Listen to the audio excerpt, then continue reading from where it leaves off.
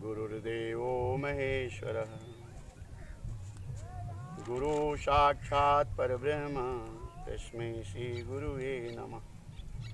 शान्ताकारं भुजगशयनं पद्मनाभं सुरेशं विश्वाधारं गगनसदृशं मेघवर्णं शुभांगं लक्ष्मीकान्तं कमलनयनं योगिभिर्ध्यानगम्यं वन्दे विष्णु भवभयहरं सर्वलोकैकनाथं।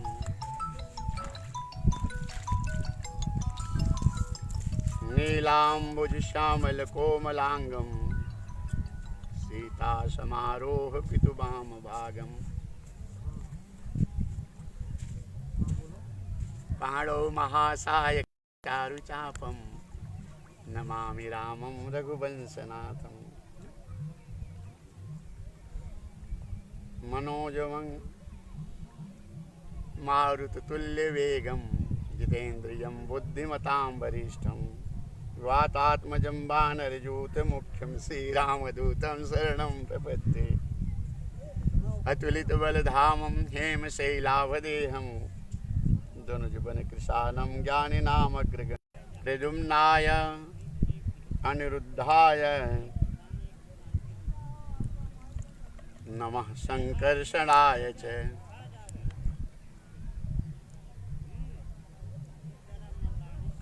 सच्चिदानन्दरूपाय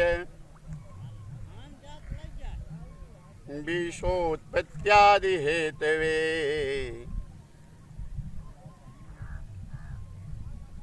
तापत्रय विनाशाय श्रीकृष्णाय वयं नमः। प्रेम से बोले वृंदावन बिहारी लाल की जय। सियावर रामचंद्र भगवान की जय। पवन सुत हनुमान की जय। प्रेम से बोलिए शंकर भगवान की जय। श्रीमद् भागवत महापुराण की जय। श्री सुखदेव जी महाराज की जय। तीर्थराज प्रयाग की जय। गंगा मैया की जय हो। यमुना मैया की जय हो। सरस्वती मैया की जय हो। अक्षय वट की जय हो। बेनी माधव भगवान की जय हो। लेटे हुए हनुमान जी की जय हो। सब भक्तन की जय हो। सब विप्रन की जय हो। अखिल कोटि ब्रह्मांड नायक सर्वात्मा परमात्मा सर्वाधार जगदाधार जगत बंदे आनंद निधि भगवान कृष्ण उन्हीं के रूप में विराजमान सभी श्रोतागण प्रेम से बोलो जय श्री कृष्ण। अपने अपने घरों में सब अपने अपने मोबाइल में इस कथा का जो श्रवण कर रहे हो वहीं से ध्यान करके ये संगम का दर्शन कर रहे हो। संगम के तट पे न तो यहाँ बैनर है, न बड़ा व्यासपीठ है, न पंडाल है, न ऊपर छाजन है, नीचे पृथ्वी संगम तीर्थ और दिशाएं ही सब हमारे पंडाल की ये चारों दिशाएं यही पंडाल है और आकाश ही छत है और सूर्य भगवान का प्रकाश ये बिजली पवन देवता हवा रह रह करके चल रहे हैं। और आत्म कल्याण जो है आत्म प्रेम परमात्मा प्रेम का यह साधन धर्म प्रोजित कहतो वत्र परमो निर्मत्सराणां सतांग वेद्यं वास्तुम अत्तशिवदं तापत्रयोन्मूलनम श्रीमद्भागवते महामुनिकृते किं वा परेश्वर सद्यो हृद वर्धते अतकृतभि सोस्रोभित्तक्षरा। धर्म प्रोजित कहते आत्मधर्म शुद्ध आत्मधर्म का सर्वश्रेष्ठ ग्रंथ श्रीमद् भागवत महापुराण की आत्म प्राप्ति का शुद्ध साधन परमात्मा प्राप्ति का अति शुद्ध साधन हर तरह के विकारों को दूर करने वाला हर तरह के विकारों से रहित शुद्ध परमानंद की प्राप्ति कराने परम पद की प्राप्ति कराने वेद व्यास द्वारा रचित यह श्रीमद् भागवत महापुराण की कथा जिस जिन जो श्रवण करने का मन में संकल्प लेता है कि मैं कथा श्रवण करूंगा संकल्प लेते ही भगवान उसके हृदय में आकर के विराजमान हो जाते हैं। भगवान तो हृदय में हैं लेकिन वो वासनाओं के पर्दे के अंदर हैं, लेकिन जब भागवत का संकल्प लेते हैं उन वासनाओं के पर्दे को फाड़ करके उसको उसका अंत करके हृदय चित्त निर्मल मन को निर्मल करके परमात्मा प्रकट हो जाते हैं। और जब परमात्मा प्रकट हो जाएंगे क्या होगा, तो सब कुछ आपका सब कुछ मिल जाएगा जीवन में। जब परमात्मा प्रकट हो जाएंगे, परमात्मा का दर्शन हो जाएगा, परमात्मा मिल जाएंगे तो कुछ पाना बाकी नहीं रह जाएगा, सब कुछ अपने आप मिल जाता है। भगवान कहते हैं कि जो चाहे मांग लो, जितना चाहे मांग लो, लेकिन सब कुछ मांगने के बाद भी ये संसार तो नाशवान है। जो सच्चा भक्त होता है परमात्मा की भक्ति मांगता है। जो सच्चे प्रभु के कृपा पात्र सेवक होते हैं, परमात्मा के चरणों का प्रेम, परमात्मा की कथा, उनका बस यही इतना है और कुछ नहीं, कि भगवान की आपकी कथा, संतों का दर्शन, सदगुरु की कृपा और प्रभु के से प्रेम, ये और इसको देने का सर्वश्रेष्ठ साधन ये भागवत कथा। प्रेम से बोलो जय श्री जय श्री कृष्ण, और मस्ती में बोलो जय श्री कृष्ण, और मस्ती में जय श्री कृष्ण। कल कथा को श्रवण कर रहे थे। यह शुद्ध आत्मधर्म की कथा, परमात्मा प्राप्ति का शुद्ध साधन, ये श्रीमद् भागवत महापुराण की कथा। जिस समय व्यास जी चिंतित बैठे थे, कल कथा में सुने थे कि सतयुग में मनुष्य की आयु 1,00,000 वर्ष की होती है, त्रेता में मनुष्य की आयु 10,000 वर्ष की होती है, द्वापर में मनुष्य की आयु 1,000 वर्ष की होती है, और कलयुग में मनुष्य की आयु 100 वर्ष की होती है। ये 100 वर्ष की आयु में हमारा अनेक तरह की पढ़ाई लिखाई, फिर शादी विवाह, संसार के तरह तरह की इच्छाओं मन में जन्मों जन्मों की जो पड़ी हैं, ये जन्मों जन्मों की इच्छाओं में जीव मन फंसा उसी तरफ भागता है। आत्मा परमात्मा का ध्यान नहीं रहता कि ये मानव तन परमात्मा को पाने का साधन है। तो व्यास जी श्रीमद् भागवत महापुराण की रचना करते हैं। रचना तो करते हैं, लेकिन अब इसको लिखने वाला तो गणेश जी का ध्यान करते हैं, और गणेश भगवान प्रकट होते हैं। बोल गणेश भगवान की जय, गणेश भगवान की जय। गणेश भगवान से प्रार्थना करते हैं कि महाराज मेरी भागवत आप लिखिए। अब वृद्धावस्था में मैं रचना कर सकता हूँ, लेकिन लिख नहीं सकता। गणेश भगवान कहते हैं गणेश जी कि मैं लिखूंगा, लेकिन हमारी शर्त है कि जब मैं लगातार लिखूंगा, बीच में हमारी कलम रुकेगी नहीं। व्यास जी कहते हैं ठीक है आप लिखो, लेकिन मैं जो भी बोलूं योग्य अयोग्य का निर्णय लेकर के आपको लिखना है। तो 100 श्लोकों के बाद कोई न कोई श्लोक एक ऐसा व्यास जी बोल देते थे जो कि गणेश जी को उसका निर्णय करने में खूब समय लगता था, और तब तक अपनी नित्य क्रिया करके व्यास जी फिर आकर के बैठे। भागवत की रचना तो हुई, लेकिन अब इसका प्रचारक कौन हो, तो व्यास जी को पुत्रेषणा जागी कि मेरा पुत्र हो इसका प्रचारक। तो पुत्र कौन अच्छा योग्य है, भगवान शिव। बोल शंकर भगवान की जय। भगवान शिव इसके सबसे योग्य प्रचारक होंगे। भगवान शिव की वंदना किए, तपस्या किए व्यास जी, और भगवान शिव का प्राकट्य हुआ, और भगवान शिव की 2-5 बार वंदना करते हैं।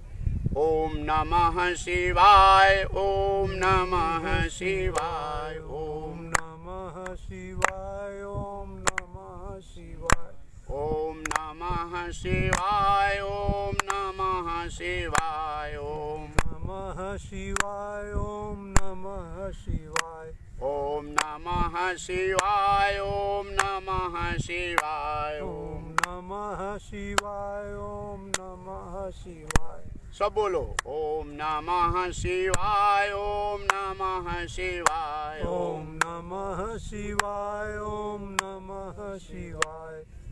व्यास जी की वंदना से भगवान शिव प्रसन्न होते हैं, और वरदान मांगने के लिए कहते हैं तो व्यास जी भगवान शिव से प्रार्थना करते हैं, हे भोलेनाथ, ब्रह्मानंद का आनंद जो अपने समाधि में आप लेते हैं, वही आनंद कलयुग के प्राणियों को देने के लिए हमारे पुत्र के रूप में आए। यही हमारी इच्छा है, यही हम चाहते हैं, यही प्रार्थना है। कुछ समय के लिए तो भगवान शिव रुक गए, मौन हो गए, लेकिन फिर विचार किए करिए तो परमार्थ की बात है। तुम्हारे पास अगर कुछ है तो लोक कल्याण के लिए उसका सदुपयोग कर दो। भगवान शिव कहते तो परमार्थ की बात है। यह विराट रूप है संसार भगवान का। इसमें जितना अच्छा समाज के लिए कार्य करोगे उतना भगवान प्रसन्न होंगे। भगवान शिव स्वीकृति दे दिए, एवमस्तु कह दिए। और भगवान शिव ही व्यास जी के यहाँ श्री सुखदेव जी के रूप में प्रकट होते हैं। और ये सुखदेव जी के रूप में जब प्रकट होते हैं तो ये वैराग्य, हम 12 वर्ष तक तो बताते हैं माँ के गर्भे में रह गए। तो बंधन किए जब व्यास जी कह रहे आप बाहर आओ, भागवत की रचना के लिए आपसे प्रार्थना किए थे, तो व्यास जी कहते मुझे सुखदेव जी कहते हैं मुझे बाहर आने से डर लग रहा है, ये माया का प्रभाव हमारे ऊपर, माया न मुझे परेशान करे। व्यास जी कहते हैं नहीं आप आइए, माया का प्रभाव आपके ऊपर नहीं पड़ेगा। व्यास जी इनके लिए तो प्रार्थना कर रहे हैं, लेकिन जब सुखदेव जी का प्राकट्य होता है, सूतक क्रिया भी नहीं इनकी हुई थी और नाल भी नहीं कटा था कि ये वैसे ही चल दिए हाँ वैराग्य के पथ पे। तो शंकर भगवान तो बड़े प्रसन्न, व्यास जी बड़े प्रसन्न होते हैं कि ये परमार्थ के पथ पर जा रहा है मेरा पुत्र। लेकिन व्यास जी की पत्नी कहती अरे महाराज, एक पुत्र हुआ इतना दिन के बाद वो वैराग्य के रास्ते पे, उसे रोकिए। और व्यास जी को पुत्र शरणा जागी। गोस्वामी तुलसीदास जी कहते हैं ना कि सुत वित लोक ईसनातिनी कही कर मति इन कृत नमलिनी। पुत्र और धन और सम्मान इस संसार में आकर के कौन ऐसा हुआ जो पुत्रेषणा नहीं हुई, वित्तेषणा नहीं हुई, लोकेषणा नहीं हुई। कोई बच सकता है जिसे भगवान बचा लें, भगवान की कृपा हो जाए। व्यास जी दौड़ते हैं पुत्र पुत्र कह करके, अरे रुक जाओ सुखदेव जी महाराज जो कि शिव के अवतार, स्वयं आत्म प्रकाश, आत्मरस में डूबने वाले वो सुखदेव जी महाराज वृक्षों के माध्यम से बोलते हैं अरे पिताजी ये देखो, वृक्ष बोलते हैं, आवाज आती है अरे पिताजी ये देखो फल मेरे पुत्र हैं, लेकिन एक भी फल मैं नहीं खाता, लोक कल्याण के लिए फल देता हूँ। ये तुम्हारा पुत्र परमार्थ के पथ पे जा रहा है, लोक कल्याण के पथ पे जा रहा है, इसे मत रोको। लेकिन मोह नहीं गया, आगे गए तो नदी बोल पड़ी, अरे देखो मैं बह रही हूँ निरंतर, अपने लिए नहीं दूसरों के लिए। हाँ, इसलिए जो परमार्थ का विचार हो, लोक कल्याण का विचार जिसके हृदय में आ जाए, उसको बताया गया वो अति धन्य पुरुष है, वो जीव धन्य है जिसके अंदर लोक कल्याण का भाव आ जाए, परमार्थ का भाव आ जाए। स्वार्थ जो है ये मोह के बंधन में बांधता है। स्वार्थ अपने माया की सीमा में जन्मों जन्मों तक बांध करके तुम्हें गिराता है, और परमार्थ तुम्हें इस बंधन से मुक्त करता है। नहीं मोह गया, गाय बोल पड़ी, अरे देखो मैं घास खा करके दूध देती हूँ दूसरे के लिए, माखन मिश्री देती हूँ दूसरे के लिए, ये तुम्हारा पुत्र जा रहा है, लेकिन मोह नहीं गया। सुखदेव जी कहते हैं पिताजी नदी के उस पार हो गए, कहें पिताजी मैं इस पार हूँ, आप उस पार से मुझे देखते रहो, लेकिन मेरे इस परमार्थ के पथ में बाधा न डालो। निवेदन करके और निरंजन निराकार परम ब्रह्म परमात्मा के आनंद के समाधि का आनंद अनुभव लेते हैं।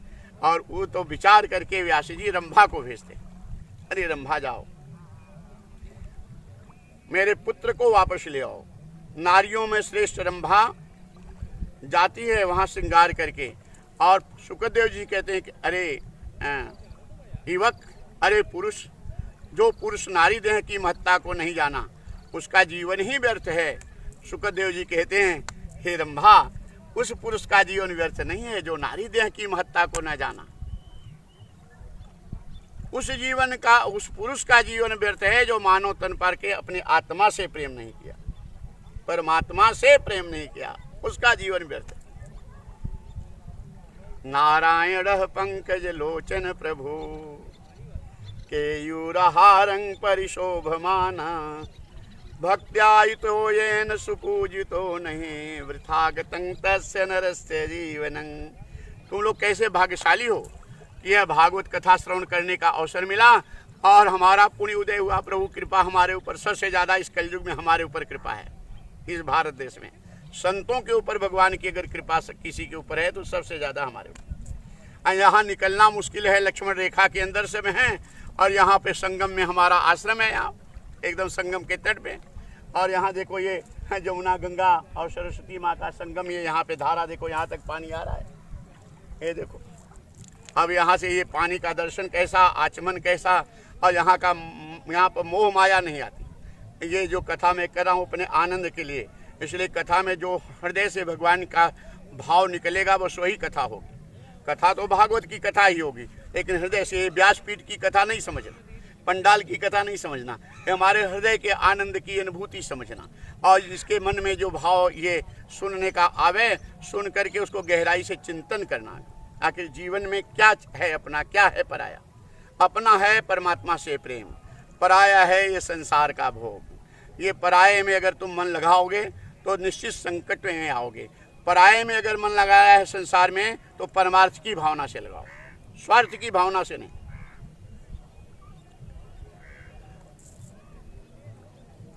सुखदेव जी रंभा से कहते हैं, रंभा ये जीवन तो परमात्मा की प्राप्ति के लिए आया है, और रंभा का जब प्रयास विफल होता है तो दो शिष्यों को दो श्लोक लेकर के व्यास जी भेजते हैं। हाँ, पहला शिष्य जाकर के भगवान के सगुण रूप का वर्णन करता है कि बरहा पीडं नटवर बपू कर्णयो कर्णिकारं बिभ्रदवास कनक कपि संवेजन्तीं चे मालां इंद्रान वेणूरधर सुधया पूर्येन गोवृंदे वृंदारण्यं स्वपदरमणं प्राविशद गीत कीर्ति। हाँ, भगवान कृष्ण के बाल रूप का वर्णन की, कितने दिव्य हैं, सुंदर हैं ये बाल रूप गोपाल जी, ये कन्हैया कितने प्यारे हैं, कितने मधुर हैं, इनकी लीला कितनी मीठी है, कितनी मधुर है, सुखदाई है, शांतिदायी। बरहा पीडं नटोरपो, ओ सुंदर घना श्याम वर्ण, कमल की नाल की तरह, ओ सुंदर लालिमाली श्याम स्वरूप भगवान, घरे घुघराले बाल, और उसको जूड़ा बना करके मोतियों की माला से और मोर पंख का मुकुट, कस्तूरी तिलक, सुंदर ताजे खिले हुए कमल की पंखुड़ियों की तरह, लाल लाल आंखें, सुंदर कमल की तरह,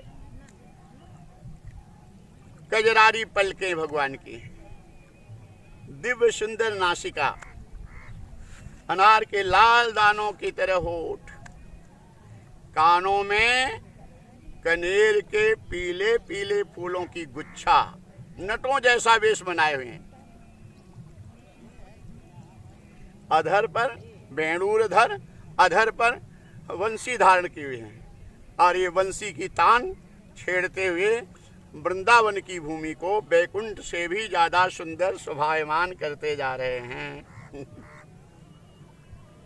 गोप और गोपी इनकी पावन कीर्ति गा रहे हैं। गोप गोपी ऋषि मुनि महात्मा कल बताए थे, निराकार ब्रह्म की ब्रह्मानंद का आनंद लेने वाले ऋषि मुनि महात्मा गोपी और गोवाली बन के आए हैं। ये जान रहे हैं कि ये नारायण हैं, बाल लीला कर रहे हैं। जान करके नारायण की बाल लीला में कितना सुख मिलता होगा, कितना दिव्य आनंद होता। इनकी पावन कीर्ति गाते हुए आगे पीछे चल रहे हैं। भगवान का यह स्वरूप देख करके, यह स्वरूप का भाव सुन करके निराकार ब्रह्म से सुखदेव जी महाराज का सगुण ब्रह्म के प्रति प्रेम उमड़ आया, आकर्षण हो गया। विचार करने लगे कि अरे ये तो सगुण ब्रह्म सबसे प्रिय है, सबसे सुंदर। गोपाल जी का श्रृंगार करते हो कितना अच्छा लगता है, तरह तरह से आभूषण गोपाल भगवान को पहनाते हो कितना अच्छा है। एक आधार हमको चाहिए, एक रूप चाहिए। ये मन निराकार, मन इंद्रियां और हृदय चित्त निराकार में स्थित होना बड़ा कठिन है। उस ब्रह्म में जब तक मन की चंचलता दूर नहीं होगी, चित्त हृदय मन इंद्रियों को जब तक जीतोगे नहीं, और उसके बाद भी जब तक पूर्ण निष्ठा से तुम उस भाव में स्थित नहीं होगे, तब तक आनंद मिलना संभव नहीं। और ये कलयुग में तो अति कठिन है। वो सगुण ब्रह्म कहते हैं। ये सगुण ब्रह्म का आधार अति दिव्य है। भगवान की आंखें, भगवान की पलकें, भगवान की नासिका, भगवान का माथा, भगवान के बाल, भगवान के कान, भगवान की ग्रीवा, होठ भगवान का, वक्षस्थल जिसपे वैजंती माला, भगवान की सुंदर अंग और चरण और दिव्य सुंदर हाथ, बाहों में कृष्णचूड़ा और मध्य भाग में सोने की मुरेरी, अग्रभाग में छोटी मोतियों का कंगन,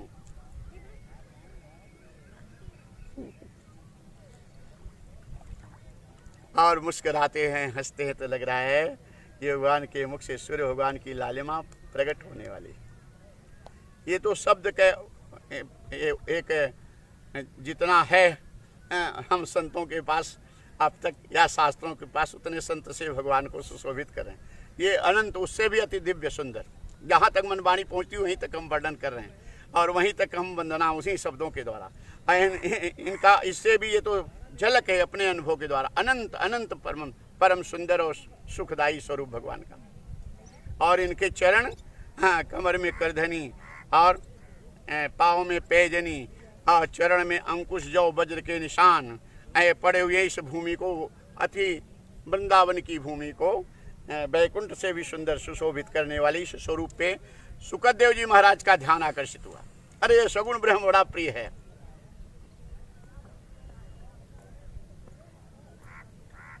लेकिन सगुण ब्रह्म से प्रेम करें तो सुखदेव जी सोचते हैं हमारी तो लंगोटी भी छूट गई है, हमारे पास तो कोई वस्त्र भी नहीं है, न तो आश्रम है, न तो पैसा है, न तो प्रसाद है। हाँ, इनको तो कछनी चाहिए, माला चाहिए, इनको तो माखन चाहिए, इनको तो मिश्री चाहिए, इनको तो श्रृंगार की सामग्री चाहिए, सोने के लिए पालना चाहिए, रहने के लिए इनको घर चाहिए। सुखदेव जी कहते हैं ठीक है, अगर प्रेम कर लिए प्रभु से तो प्रभु के लिए मांगना। हम साधु हैं, इसमें कौन सी लज्जा है। अपने लिए जो मांगता है वो भीख है, और जो समाज कल्याण के लिए मांगता है, भगवान की सेवा भक्ति मंदिर के लिए मांगता है, ये दान है। ऐसे इसके लिए दान देना अति उत्तम है, दान देना चाहिए। मंदिर के लिए, कोई रोगी पीड़ित है, ऐसे जगहों पे, ऐसे परमार्थ की जो हॉस्पिटल है, परमार्थ पे जो ट्रस्ट हैं, जो शुद्ध भाव से लोक कल्याण के लिए अपने धन को, तन को, समय को देते हैं, ऐसे लिए दान खुल करके करना चाहिए। ये पात्रता है दान की। दान ऐसे जगह करो जहां सफल अनंत अनंत गुना होकर तुम्हारे पास आ जाए। ये अपने पास चाह लेकर के दान नहीं करो। हमारा कर्तव्य है परमार्थ में भगवान के दिए हुए धन का सदुपयोग करना। कहते हम तो मांग लाएंगे, और परमार्थ के लिए, समाज कल्याण के लिए, लोक कल्याण के लिए मांगना ये दान है। इसमें लज्जा भी क्या है, सुखदेव जी विचार करते हैं। और ऐसे जगह पे हमको खुल करके यथाशक्ति दान सत्कर्म करते रहना चाहिए। कोई इस तरह का ट्रस्ट है पीड़ित रोगियों के लिए, आज कोरोना वायरस फैला हुआ है, ऐसे लिए हमारे माननीय प्रधानमंत्री जी का ये जो इस वैश्विक महामारी से लड़ने के लिए, समाज कल्याण के लिए जो कोष खुला हुआ है, उसमें दान कर दो। बहुत सारे भक्तों ने दान किया है। हमारे तो एक प्रिय शिष्य हैं कलकत्ता में, लीलाधर, सरिता लीलाधर। ये तो बता रहे थे गुरुजी, हम कहा कि कुछ कहें कि 21 लाख रुपया हमने दान किया। हम कहा तुम 21 लाख नहीं, 21 अरब रुपया दान किया। प्रधानमंत्री जी ऐसे तुम्हारे समय मिले हैं जो कि एक पैसा भी इधर उधर घपला न करके और सीधा सीधा परमार्थ के पथ पे जाएगा। विराट रूप है संसार का। इसलिए कैंसर पीड़ित हैं लोग, या किसी रोग से पीड़ित हैं, ऐसी हॉस्पिटल के लिए, ऐसे ट्रस्टों के लिए हमें खुलकर दान करना चाहिए। इसमें मांगने में कोई शर्म भी नहीं। सुखदेव जी हम तो मांग लाएंगे। सुखदेव जी विचार करते हैं, अरे भगवान के लिए मांग लाएंगे, माखन के लिए मांग लाएंगे। हमारे पांडे जी, यशुदत्त पांडे जी, इन्होंने 21 लाख रुपया दान किए प्रधानमंत्री कोष में, लोक कल्याण के इस भाव में। वो अपना अपना दान कर रहे हैं। जिसके पास जितना है करते रहो, थोड़ा है थोड़ा करो। 1 रुपया है, 100 रुपया है तो 1 रुपया कर दो, 10 रुपया कर दो। 1000 तुम्हारे पास, 100 रुपया कर दो। 1 लाख है तो दो 5000, 10,000 रुपया कर दो। और ज़्यादा करोड़ है तो दो 5-10, जितना भगवान दिए हैं ये सब दिया। और जितना तुम दान करोगे ऐसे जगह पे समाज कल्याण के लिए, उतना हमारी गारंटी है वो तुम्हारा दिन दूना रात चौगुना यहाँ तो बढ़ेगा, और सबसे बड़ा यज्ञ होगा, सबसे बड़ी पूजा होगी। क्योंकि विराट रूप भगवान का ही है। अपने कर्मों से लोग गरीब हैं, अपने कर्मों से पीड़ित हैं, अपने कर्मों से दुखी हैं।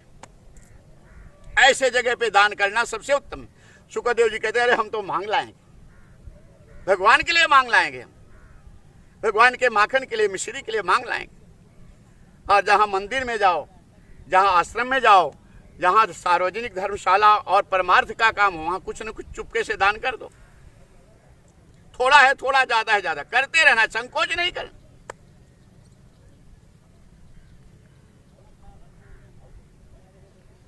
ये कैंसर इत्यादि असह्य पीड़ित रोग है, पीड़ा देने वाला यह रोग है, और इसमें बड़ा खर्च है सब, और ये कर्मों के अनुसार जीव को जन्मों जन्मों का प्रारब्ध भोगना पड़ता है। तो अगर भगवान हमारे पास दिए हैं तो उस शरीर में भी आत्मा रूप में परमात्मा है, उस शरीर के लिए तुम कर दो।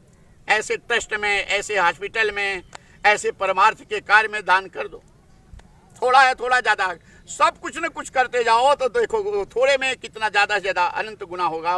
ये परमार्थ का काम चलता रहेगा, और तुम्हारा ये गृहस्थी में रहते हुए महायज्ञ भी, तीर्थ भी पूरा होता रहेगा।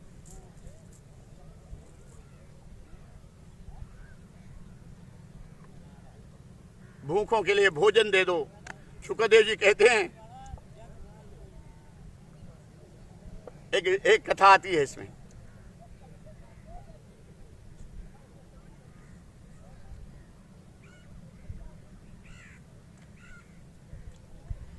एक व्यक्ति कुंभ मेला में स्नान करने के लिए 12 वर्ष से पैसा धन इकट्ठा कर रहा था। एक पेटी गोलक था, कुछ कमाई रहता था, मजदूर था, वो गरीब था, कुछ बचता था तो उसी में डाल देता था। कुंभ मेला 2 महीना 1.5 महीना रह गया था, और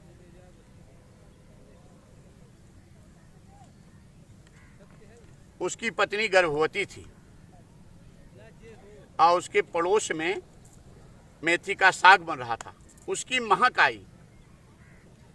उस मजदूर की पत्नी ने कहा, हमें मेथी का साग खाने का मन है, ले आओ। अब ये सोचा कि तीर्थ के लिए मैंने पैसा इकट्ठा किया है, इसे खर्चा नहीं करूं।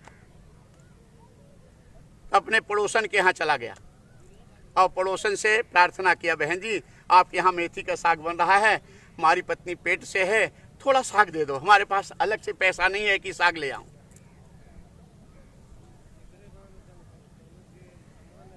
पड़ोसन ने कहा, भाई साहब साग मेथी का तो है, लेकिन आपकी पत्नी लायक नहीं है।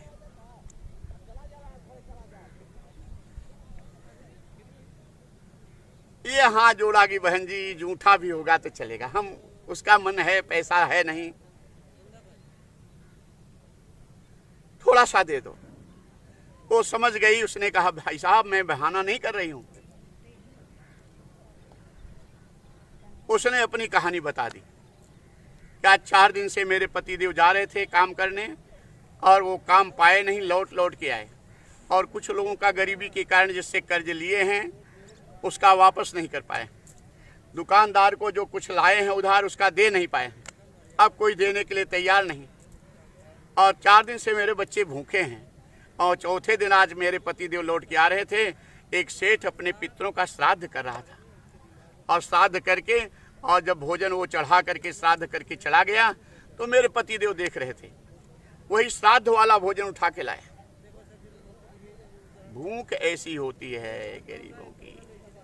भगवान ने आपके पास धन दिया है, बुद्धि दिया है, विद्या दिया है, तो देखो कि समाज में क्या क्या पीड़ा होती है जीवन की, वो असहाय लोगों की पीड़ा क्या है। उस पीड़ा को जो पढ़ ले वही महासंत है, महायोगी है।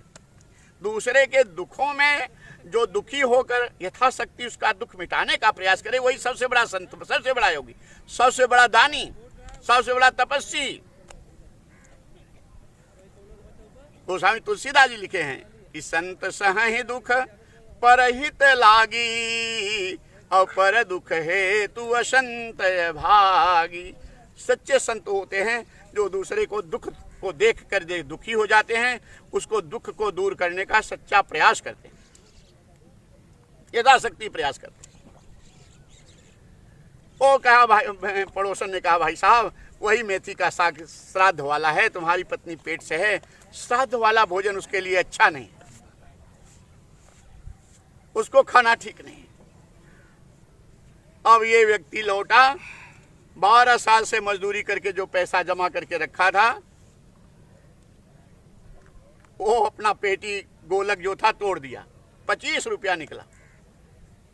पहले का 25 रुपया बहुत, और 25 रुपए का ले गया और राशन लेके आया, पड़ोसी के घर में रख दिया कि बहन जी ये लो अपने बच्चों को खिलाओ, भूखे मत रहने दो, ये काफ़ी दिन तक चलेगा, तब तक कहीं न कहीं काम मिलेगा। और जैसे पड़ोसी के घर में राशन रख के निकला, वैसे तीर्थराज प्रयाग सारे तीर्थों के साथ आकाश में प्रकट हो गए और फूलों की वर्षा करने लगे। कह रहे तूने तो सही तीर्थ किया, सही स्नान किया। ये तीर्थराज प्रयाग में स्नान की भावना करो, यहाँ तुम्हारे सारे पाप मिट जाते हैं। लेकिन उससे भी ये सच्चा तीर्थ जो है वो तुम दीन दुखियों की सेवा के लिए दान करो, भूखों के लिए सहायता करो, मदद करो। अपनी कमाई का अपने परिवार में, खाली अपने परिवार के लिए मत कमाओ, खाली अपने परिवार के लिए मत जियो। गृहस्थी में रहते हुए भी तुम योगी हो सकते हो, गृहस्थी में रहते हुए तुम्हारा योग सिद्ध हो सकता है। तुम कमाकर अपना परिवार चलाते हुए, अपने बाल बच्चों के लिए खूब व्यवस्था देते हुए, अपनी बुद्धि, अपनी विद्या, अपना जीवन, अपनी आयु, अपना कुछ कमाई का धन समाज के लिए, दीन दुखियों की सेवा के लिए करते रहो। और ऐसे जगह विशेष करके दो जहाँ ऐसी हॉस्पिटल है, जो कैंसर है इत्यादि इसके ट्रस्ट हैं, या दीन दुखियों की मदद के लिए कोई ट्रस्ट हैं, और वहाँ पे व्यवस्थित जो लोग अपने एक ट्रस्ट, एक प्रामाणिक व्यवस्था बनाए हैं, ऐसे जगह तो दान करना अति उत्तम है। ऐसे जगह तो अगर लाखों लोग थोड़ा थोड़ा करें तो कितना हो, और कितने लोगों की मदद हो। तुम्हारा तो थोड़ा थोड़ा जाता है, लेकिन एक जगह पे और कितने लोगों की पीड़ा दूर होती है। यही सबसे बड़ा यज्ञ है।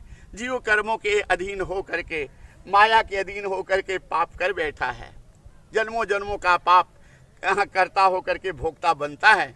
लेकिन भगवान कहते हैं कि जो भी इस संसार में मेरे विराट रूप में अपने बुद्धि, शक्ति, संपत्ति का सदुपयोग करता है, वो सबसे बड़ा यज्ञ करता है। उस यज्ञ का फल देने वाला मैं हूँ, और उसको प्राप्त करके उसका कल्याण करने वाला भी मैं हूँ। सुखदेव जी महाराज कहते हैं, अरे भगवान कृष्ण सगुण रूप सच्चिदानंद के लिए हमारी लंगोटी छूट गई, हम तो दिगंबर हैं, लेकिन इनके लिए, प्रभु के लिए मांगने में कौन सा शर्म है। इसलिए लोक कल्याण के लिए शर्म नहीं करना, परमार्थ के शर्म करना, बेईमानी के लिए, झूठ के लिए, कपट के लिए शर्म करना, नहीं तो बहुत पीड़ा होगी, जन्मों जन्मों तक फिर से भटकना पड़ेगा। किसी के साथ विश्वासघात नहीं करना, सबसे बड़ा पाप है। किसी को पीड़ा मत देना, किसी का हक नहीं छीनना, किसी को सताना नहीं।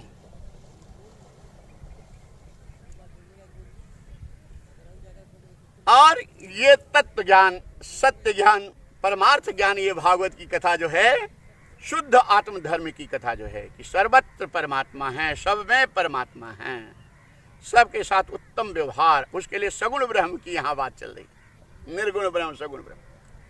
व्यास जी यहाँ विचार किए हैं कि शिव के अवतार शुकदेव जी पुत्र तो प्रकट हुआ, जन्म लिया, लेकिन वो तो वैराग्य के पथ पे संसार में आएगा, तब ना यहाँ इस भागवत का प्रचार होगा। तो रंभा फेल हो गई। एक शिष्य ने सगुण ब्रह्म का जब दिया वर्णन किया तो शुकदेव जी आनंद में डूब गए, बड़ा दिव्य है, चलो भगवान के लिए अगर प्रेम करते हैं तो इनसे मांग लाएंगे, दूसरे से माखन के लिए, मिश्री के लिए, और इनके पालने के लिए, इनके मंदिर के लिए मांग लाएंगे, फूल चढ़ाने के लिए, भोग लगाने के लिए मांग लाएंगे। और अभी भी ऐसे जब सच्चे मन से तुम परमात्मा से प्रेम करोगे तो तुम्हें कुछ कमी नहीं है। हमारा अपना जीवन उदाहरण है तुम लोगों के लिए। भगवान की भक्ति, भगवान के प्रेम के लिए सत्संग कथा में डूबे हुए हैं और कोई कमी नहीं है। चारों तरफ से भगवान ही रूप बदल करके आते हैं, सब कर जा रहे हैं। अब ये देखो, लॉकडाउन में लक्ष्मण रेखा में रहना है सबको, लेकिन भगवान की एक कृपा है, यहाँ संगम पे हमारा आश्रम है प्रयागराज में, और दिव्य आश्रम है। और यहाँ पे हमारे देखो ये प्रिय शिष्य, ये शिवदत्त पांडे, ये जो कि ये सत्संग भक्ति भाव में भगवान ने भौतिक सुख भी खूब दिया है, मान सम्मान धन भी दिया है, लेकिन उसका अभिमान नहीं, तत्व की तरफ चल रहे हैं, परमात्मा पद की तरफ चल रहे हैं। पूजा करना, समय से उठ जाना, बंधन करना, एक योगी गृहस्थी में आश्रम में रहकर जैसे एक तपस्वी जैसे बंधन पूजन करता है जीवन, वैसा जीवन।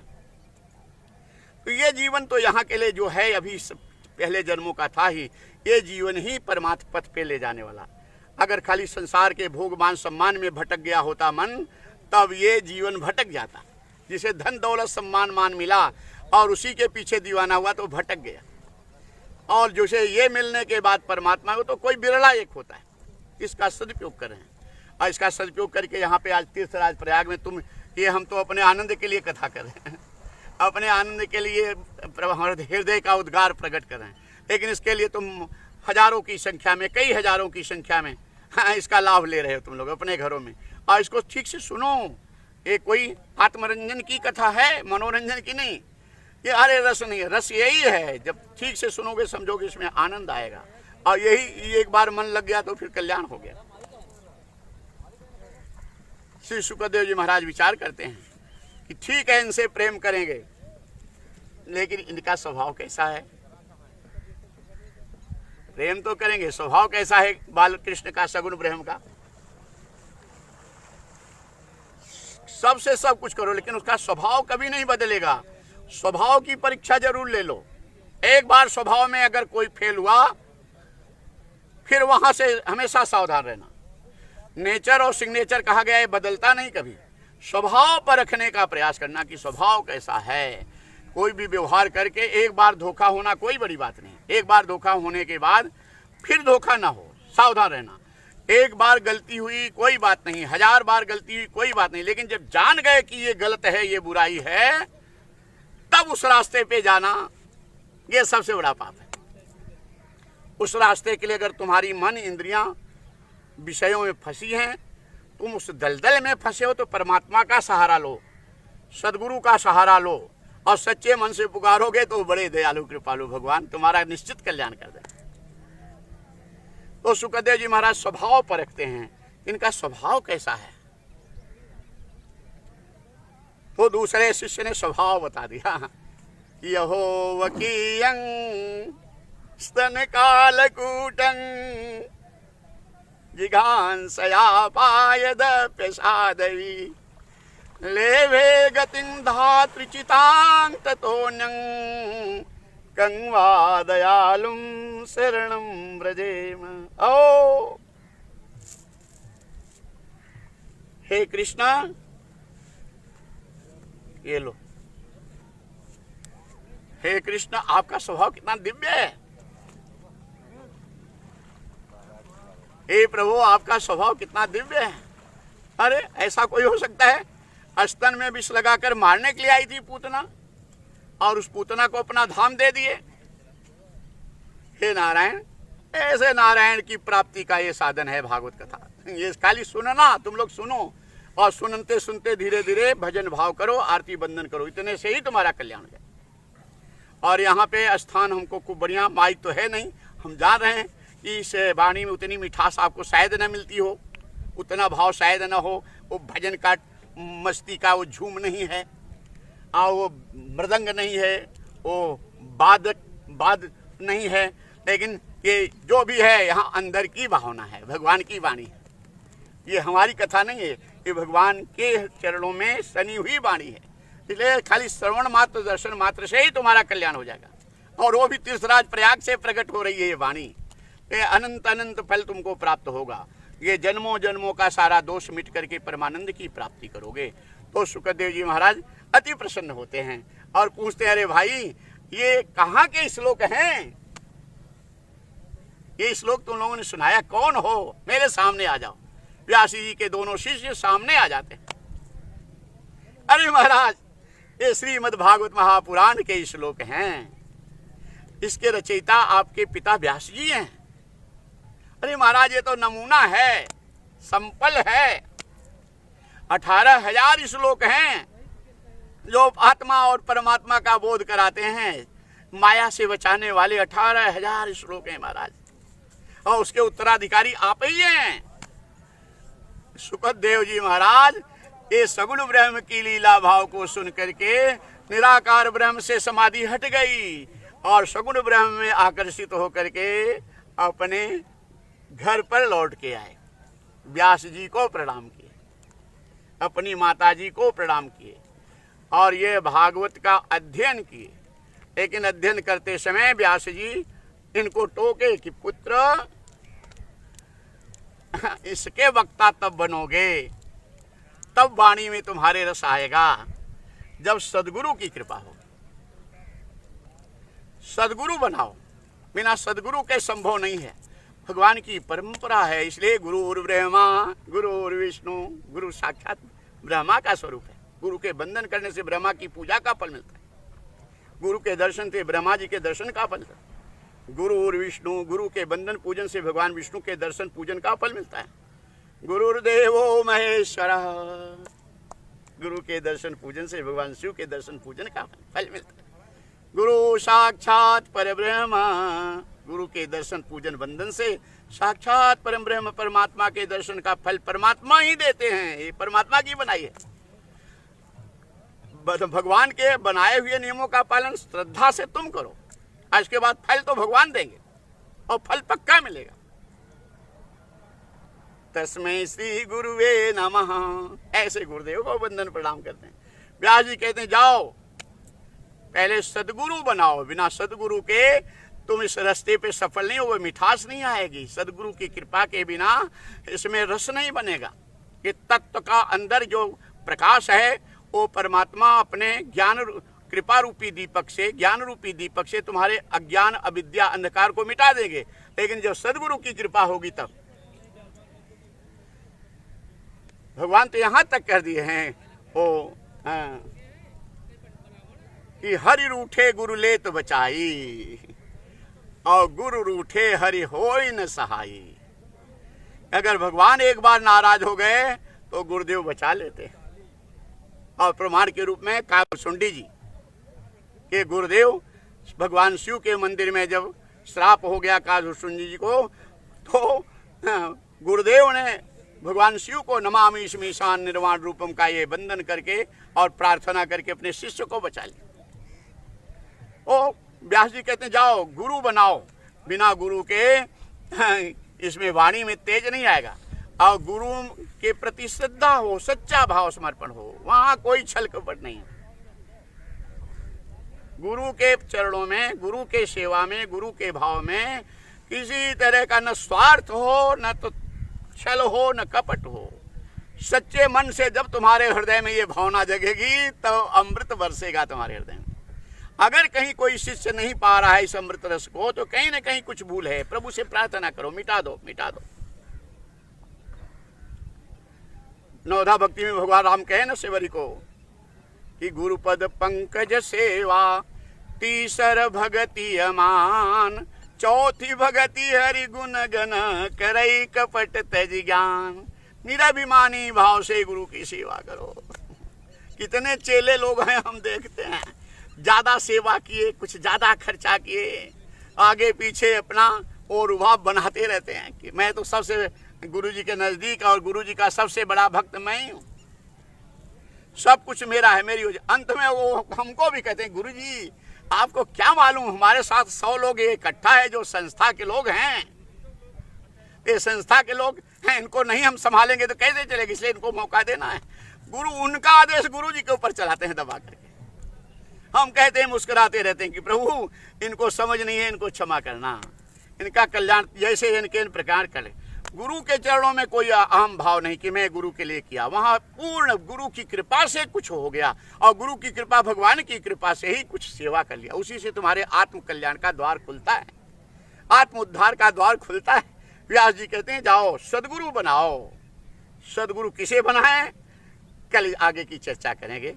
आज की वाणी को यही सूर्य भगवान अस्त चले। यहाँ क्या प्रकाश यही सूर्य भगवान हैं, यहाँ दूसरा कोई प्रकाश नहीं है। और अपने अस्ताचल की तरफ देखो लालिमा लिए हुए जा रहे हैं सूर्य भगवान।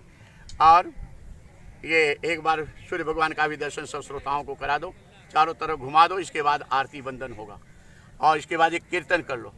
राम नाम जप ले नहीं तो पछताएगा, राम नाम जप ले नहीं तो पछताएगा, राम नाम जप ले नहीं तो पछताएगा, राम नाम जप ले नहीं तो पछताएगा, कृष्ण नाम जप ले नहीं तो पछताएगा, कृष्ण नाम जप ले नहीं तो पछताएगा, शिव नाम जप ले नहीं तो पछताएगा, शिव नाम जप ले नहीं तो पछताएगा, माटी का खिलौना माटी में मिले जाएगा, माटी का खिलौना माटी में मिल जाएगा, माटी का खिलौना माटी में मिल जाएगा, माटी का खिलौना माटी में मिल जाएगा। सुंदर रूप देख कर भूला, सुंदर रूप देख कर भूला। तुम लोगों को आवाज जा रही ना,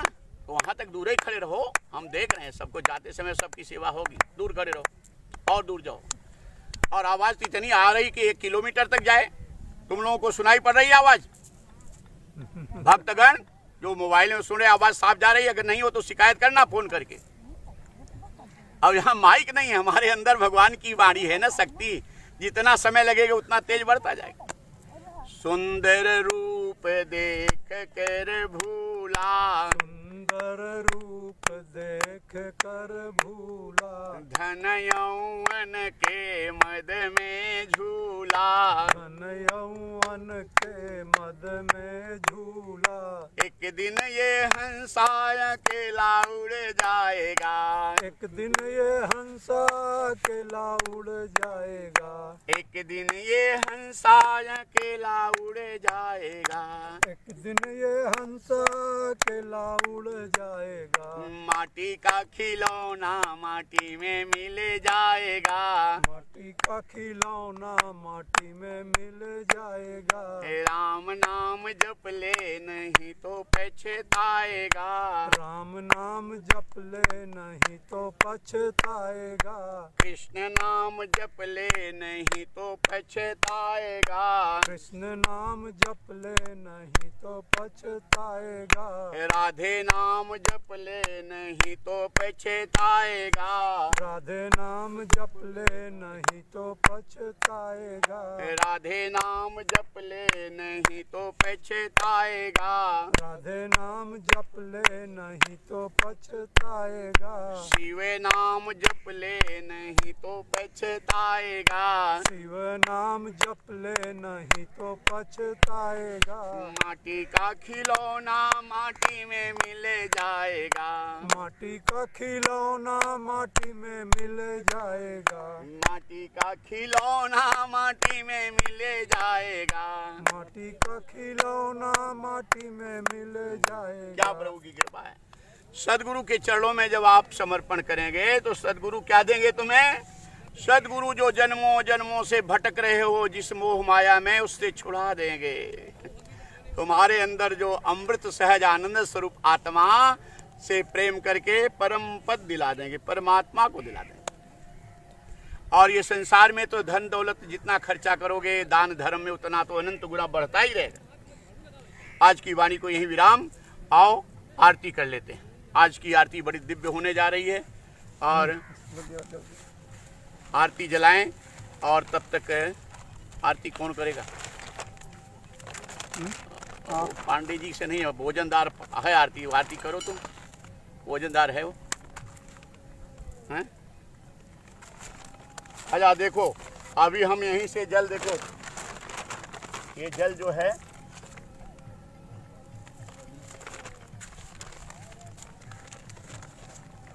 ये लो।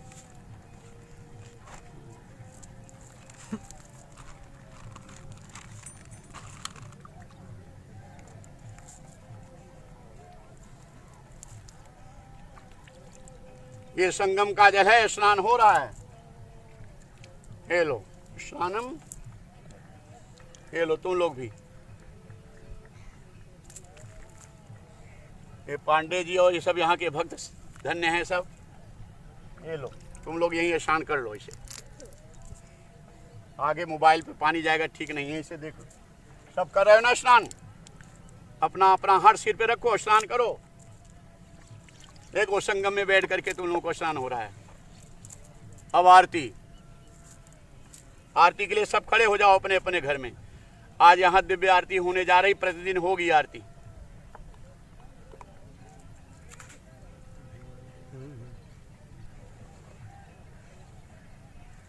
नहीं उठ के खड़े हो जाएं, थोड़ा सा हम भी खड़े हो जाएं, सब खड़े होकर आरती करो।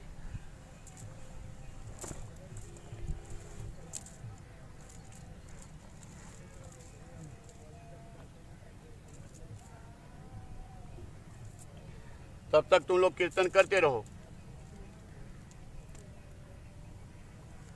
बोल सच्चिदानंद घन भगवान की जय।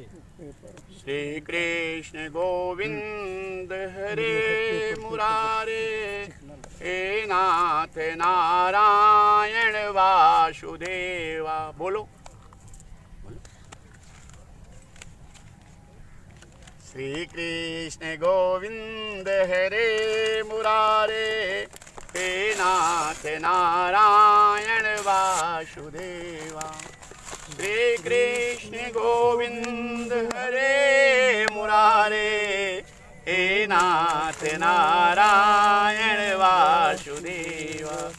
हे नाथ नारायण वासुदेवा, हे नाथ नारायण वासुदेवा।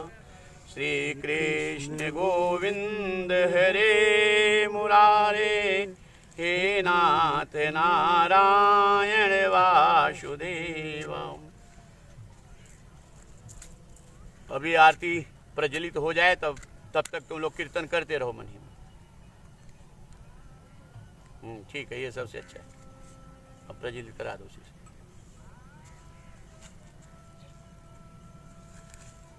बोल तीर्थराज प्रयाग की जय। गंगा महारानी की जय।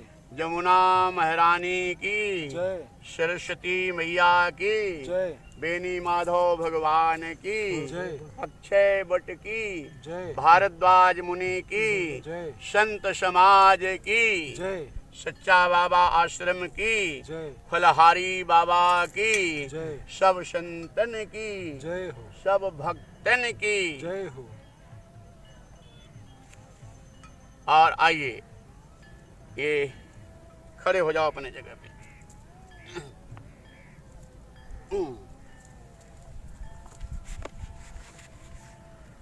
ओम जय जगदीश हरे। देखा मैं ना। ये देख लो सब जगह, यहाँ का लोग दृश्य देख लो, सब नाव सब यहाँ पे है, देख रहे हैं ना सब।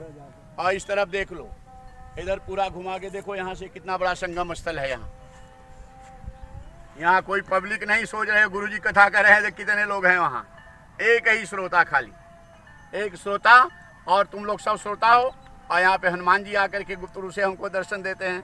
तीर्थराज प्रयाग यहाँ पे खड़े हैं और संत मुनि महात्मा और स्वयं भगवान का दर्शन होता है।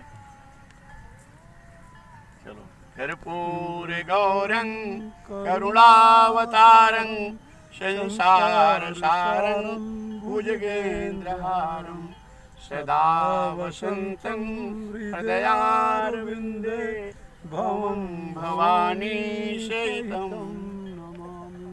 भवं भवानी सहितं नमामि। ओम जय जगदीश हरे, स्वामी जय रघुनाथ हरे।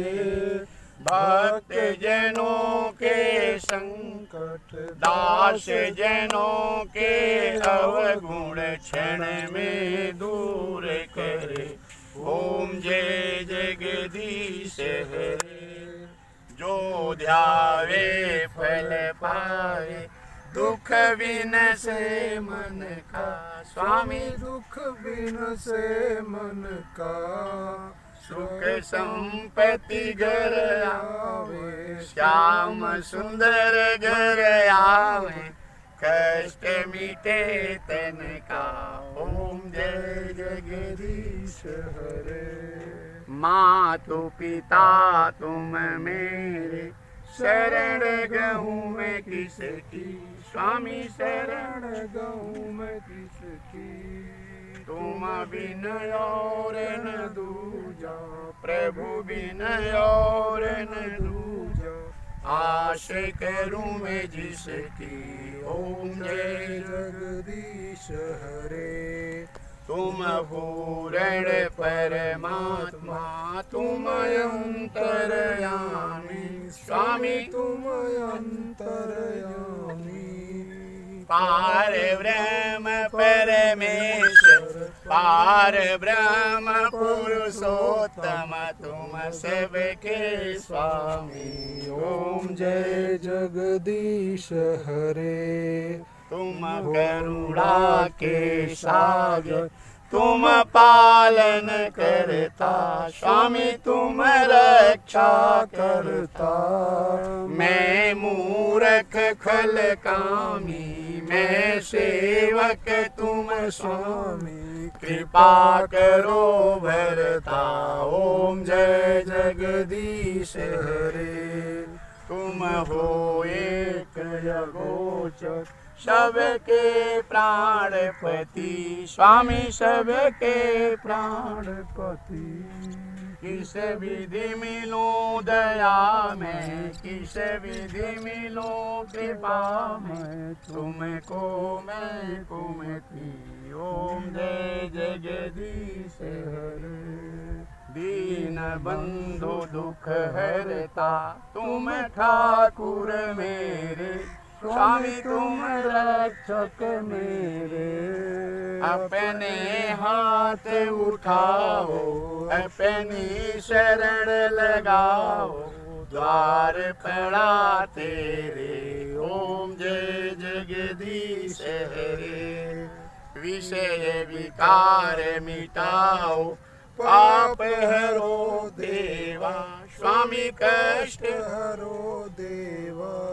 श्रद्धा भक्ति बढ़ाओ सेवा प्रेम बढ़ाओ संतन हरि सेवा। ओम जय जगदीश हरे। तन मन धन यह जीवन सब कुछ है तेरा स्वामी सब कुछ है तेरा। तेरा यहाँ तुझको अर्पण तेरा तुझको अर्पण क्या लागे मेरा। ओम जय जगदीश हरे। श्याम सुंदर जी की आरती जो कोई नर गावे स्वामी प्रेम सहित गावे। कहत शिवानंद स्वामी भजत हरि हर स्वामी मन वांछित फल पावे। ओम जय जगदीश हरे। ओम जय जगदीश हरे। स्वामी जय रघुनाथ हरे। स्वामी जय भोलेनाथ हरे। स्वामी जय सुंदर श्याम हरे। भक्त जनों के संकट दास जनों के अवगुण क्षण में दूर करे। ओम जय जगदीश हरे। त्वमेव माता च पिता त्वमेव त्वमेव बन्धोश्च सखा त्वमेव त्वमेव विद्या द्रविणं त्वमेव त्वमेव सर्वं मम देव देव।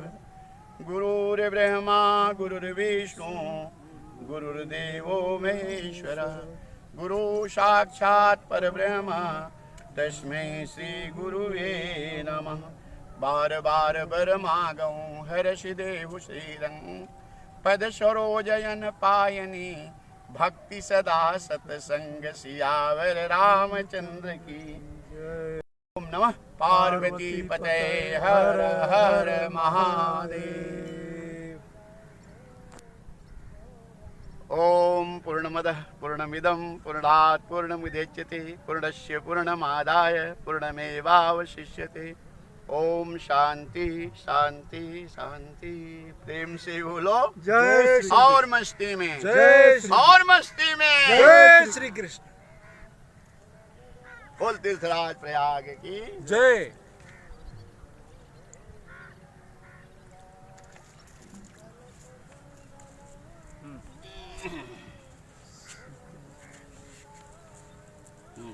विराम कर।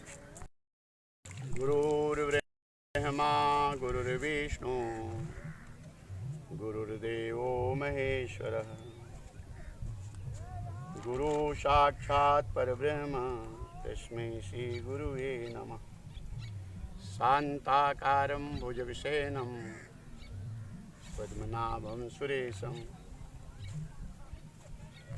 विश्वाधारं गगनसदृशं मेघवर्णं शुभांगं लक्ष्मीकान्तं कमलनयनं योगिभिर्ध्यानगम्यं वन्दे विष्णु भवभयहरं सर्वलोकैकनाथं।